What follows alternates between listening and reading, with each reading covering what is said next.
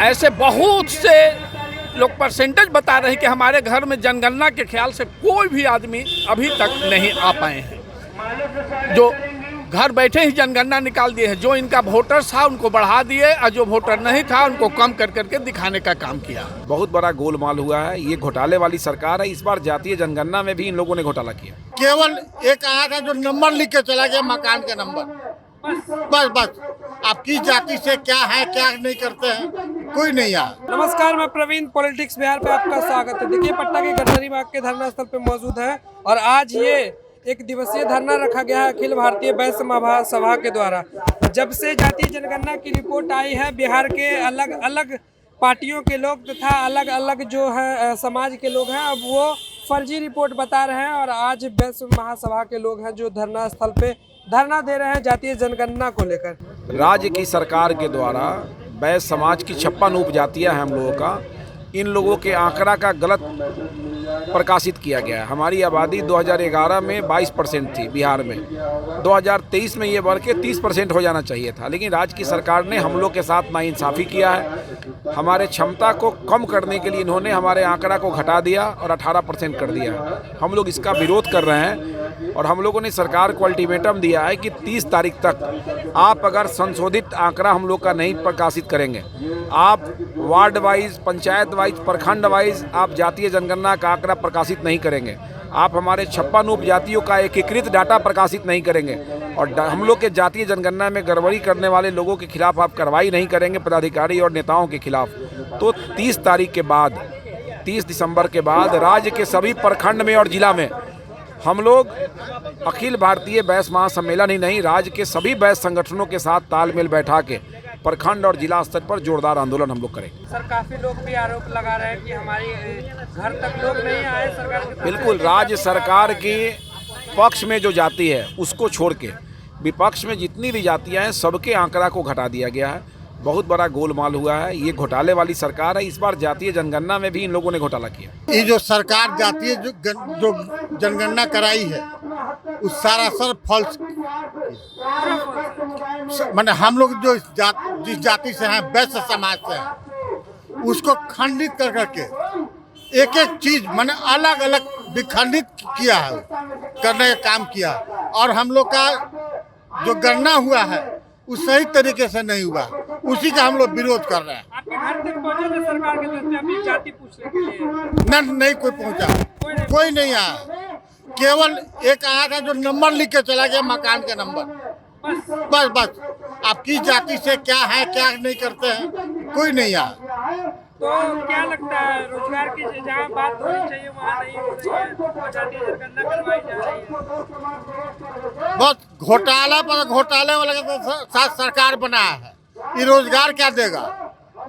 हम भी तो रोजगार के जवानी में रोजगार के मारे हुए हम खुद मारे हुए हैं। ये रोजगार क्या देगा? ये तो कोई काम सही तरीके से करता नहीं है।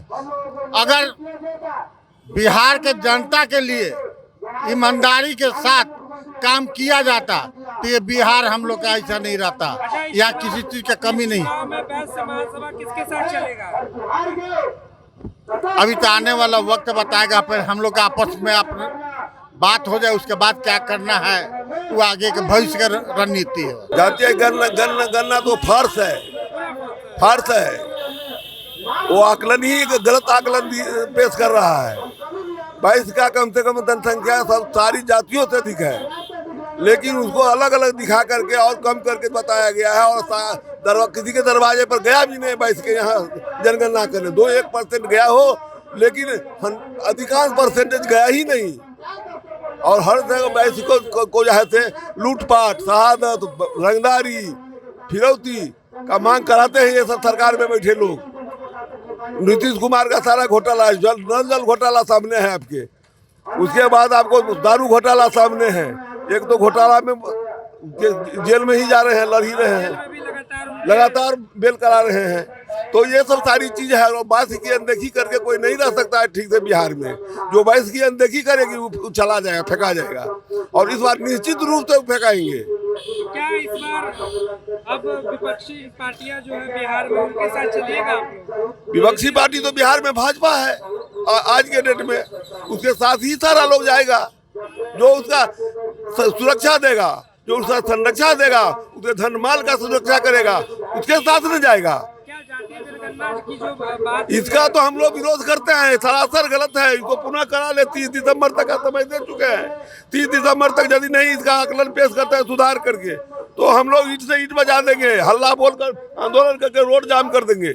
आज हम लोगों का भारतीय अखिल वैश्य महासम्मेलन द्वारा ये सरकार का जनगणना का जो घोटाला किया है, वैश्यों के घोटाला में सभी समाज का जनगणना एक साथ जोड़ के किया है। वैश्य को टुकड़े टुकड़े कर कर करके 56 विभातियों को अलग करके दिखाया है, जो कि सारे वैश्य हम लोग एक हैं और एक ही रहेंगे, करेंगे। ये सरकार को बताने के काम कर रहे हैं कि जो हम लोग 25 से 30% के लगभग में है, उसको जनगणना जो है से 18% दिखाने का काम किया है, जो बिल्कुल त्रुटिपूर्ण है। और हम लोग 30% हैं, सारा वैश्य एक हैं, उसी को प्रदर्शन हम लोग किए हैं। आज एक दिवसीय धरना था और आगे और को भी धरना करने के लिए। क्या आपके घर तक जाति पूछने सरकार नहीं। सबसे आदमी आया? ऐसे बहुत से लोग परसेंटेज बता रहे हैं कि हमारे घर में जनगणना के ख्याल से कोई भी आदमी अभी तक नहीं आ पाए हैं। जो घर बैठे ही जनगणना निकाल दिए हैं, जो इनका वोटर था उनको बढ़ा दिए और जो वोटर नहीं था उनको कम कर करके दिखाने का काम किया।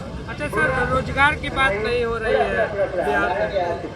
अरे पहले तो जब गणने नहीं रहेंगे, जब हमारे नाम नहीं रहेगा तो वोटें नहीं देंगे, तो रोजगार कहाँ से बात करेंगे। हाँ, रोजगार की भी बात है। बेरोजगारी रोज निकल रहा है, चलना जा रहा है कि रोजगार देंगे। और देखिए, कभी इनका परीक्षा लीक कर जा रहा है, कभी कुछ कर रहा है। ये सब साजिश है। और जनगणना सिर्फ जो है से अपनी राजनीति का एक अखाड़ा बना कर रखे हैं कि जो हमारे वोटर्स हैं उनको ज़्यादा दिखा दो और जो वोटर नहीं है उनको कम दिखा दो, उनका मनोबल को डाउन करने का है। लेकिन वैश्य समाज अब डाउन होने वाला नहीं है, अपनी जनगणना पुनः करावेगा। 5 मांगों को रखा गया है, 5 मांगों में अगर नहीं करते हैं तो इस धरना को और आगे की ओर बढ़ेगा। तो देखा, हम वैश्य महासभा के कुछ यहाँ पे लोग थे, उनसे जुड़े। इनका साफ तौर पे कहना है कि जो बिहार सरकार की जो जातीयगत जनगणना है वो पूरी तरह से फेक है, हमारी जाति को घटा कर दिखाया गया है। पूरा वीडियो आपको कैसा लगा हमें कमेंट करके जरूर बताइएगा। साथ ऐसे तमाम खबरों के लिए द पॉलिटिक्स बिहार देखते रहे। धन्यवाद।